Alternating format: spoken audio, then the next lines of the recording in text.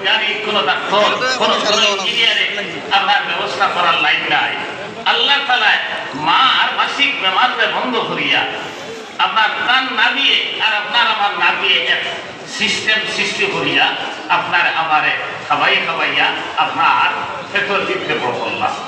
এরপরে হইতে এই দুনিয়ার জমিনে যখন আইলাম, সুম্মা নুখরিজুকুম তিফলা, বাচ্চার আকারে যখন আল্লাহ তাআলা দুনিয়ার জমিনে ছাড়িয়া এর 6 মাস আগে মার স্তনের ভিতরে আপনার আমার খাদ্যরে রিজার্ভ করিয়া রাখছে। এই দুনিয়াত আবার পরে আপনার বাসা নাই, মাথার একমাত্র খান্দা ছাড়া কোনো বাসা নাই। এরপরে মার অন্তরের মাঝে আল্লাহ তাআলা এমন এক মায়ার মহব্বত পয়দা করে দিলা। এই মহব্বতের মাধ্যমে খান্দা ফোনার লগে লগে মায় আপনারে আমারে কুলো লইছে আর স্তন বার করিয়া দুধ খাবারি লাগাইছে।